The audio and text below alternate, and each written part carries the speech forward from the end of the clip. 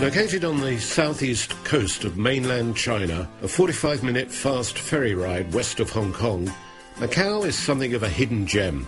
Settled by the Portuguese in the 16th century, it was handed back to China in 1999, and now, like Hong Kong, is a special administrative region of China. Macau has something of a reputation as the Las Vegas of the East, but it's a title that doesn't really do the place justice. It's true that luxury hotels and casinos dominate the skyline, but there is far more to attract international visitors here than just the roll of the dice. This is Sonata Square. It's the historic heart of Macau, and the reason everybody comes here to see this rich Portuguese architecture. The whole city centre of Macau has been designated by UNESCO as a World Heritage Site. The historic centre is best explored on foot. Venture beyond the main square down various side streets and alleyways, and you'll find lovely churches and fine examples of Portuguese architecture alongside traditional Chinese temples and bustling street markets. Take your time. There are over 20 historic sites to enjoy and plenty of cafes where you can just stop and watch the world go by. At the iconic ruins of St. Paul's, my guide, Alarino, told me more about the unique Macanese culture. How long have the Portuguese been here? The Portuguese has been in Macau for more than 450 years. That's a lot longer than the British were in Hong Kong. Right, far longer. And we can see this coexistence of the mixed culture in the buildings, in the people, in the temples, the streets' names, and so on and so forth. Beyond the historic centre and the main city on the peninsula, Macau is made up of 2 further islands linked by 3 impressive bridges. To get your bearings, I'd suggest heading up the Macau Tower. From the viewing platform at 223 metres, on a clear day you can see as far as Hong Kong, and, if you have the nerve, there's more than one way to take in the views.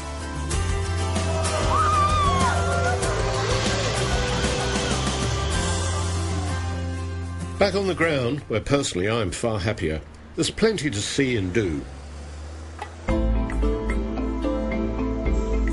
If you get up early one morning, you can come and join the locals for a spot of Tai Chi. It's a lot harder than it looks.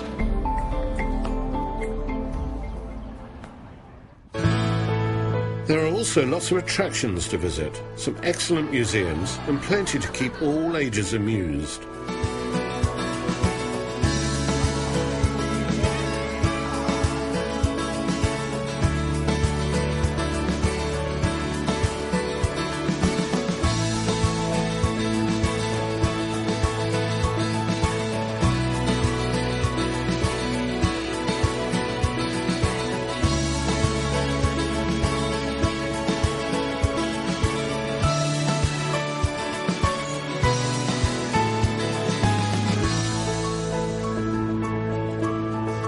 Macau's famous for its annual Grand Prix, which takes place in November, but if you miss that, there's a terrific museum and you can come and look in all the cars. It's really interesting. It's also worth taking the short drive out to the islands. It's only 20 minutes or so, but the contrast is striking, much calmer and greener than the city centre. People head here for a more relaxing day out to enjoy the sandy beaches and village lifestyle unchanged for centuries. At the heart of Coloane village, it's a British family that has really made its mark with Lord Stowes Bakery, these days run by its founder's sister, Eileen Stowe. Take one of these. This is an egg tart, as known in Macau, actually based on the Portuguese pastel de nata. Very good. But this is my brother's own recipe, which is a mix of the Portuguese pastry technique and what he knew from our mum of good old British custard. Your mum from Ilford? Ilford, indeed. Right. But I tell you, this is the best egg tart you will get in Asia. I swear to God. I believe you. It's absolutely delicious. Staying with food, and this is one of the key attractions in Macau, it's worth mentioning restaurants, which are much cheaper here than Hong Kong. There's Michelin star fine dining, and as you'd expect, there are some outstanding Chinese and Portuguese restaurants. There's also Macanese cuisine, which is the local cooking. It incorporates lots of spices that have been brought from all the colonies all over the world, from Africa, from Indonesia and so on. It's a little bit spicier than the Portuguese cooking and terrific, really delicious. When it comes to choosing where to stay, there's a wide choice of luxury hotels. Standards are very high indeed.